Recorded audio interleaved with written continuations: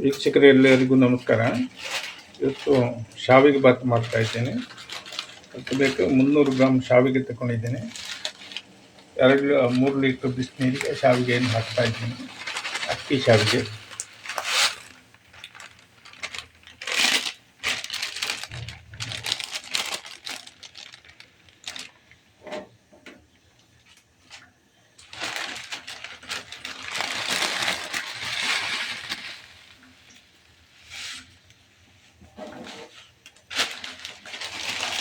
ಬಿಸಿನೀರಲ್ಲಿ ಒಂದು 5 ನಿಮಿಷ ಬೇಯಬೇಕು.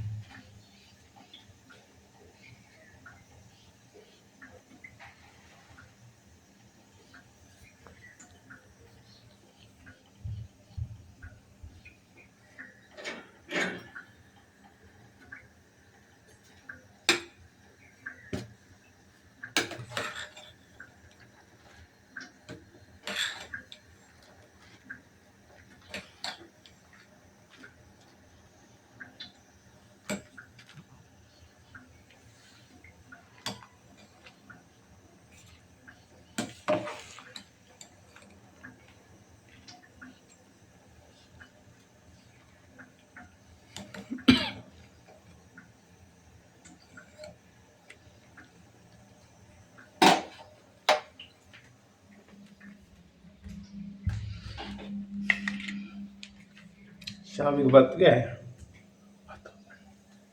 ಬೇಕಾದ ತರಕಾರಿಯನ್ನು ಹೆಚ್ಚಿಟ್ಟಿದ್ದೇನೆ. ಒಂದು 5 ಹಸಿಮೆಣಸಿನಕಾಯಿ, ಒಂದು 150 ಗ್ರಾಮ್ ಬೀನ್ಸ್, 150 ಗ್ರಾಮ್ ಕ್ಯಾರೆಟ್, ಒಂದು 150 ಗ್ರಾಮ್ ಕ್ಯಾಪ್ಸಿಕಮ್, ಒಂದು ಈರುಳ್ಳಿ. ಇದು ಸಾಕು. ಇದು ಶಾವಿಗೆ ಬೆಂದಿದೆ. ಇದನ್ನು ನೀರು ಬಸಿದು ಸ್ವಲ್ಪ ಹರಡಿ ಇಟ್ಟರೆ ಅದು ಬಿಡಿ ಬಿಡಿ ಆಗ್ತದೆ.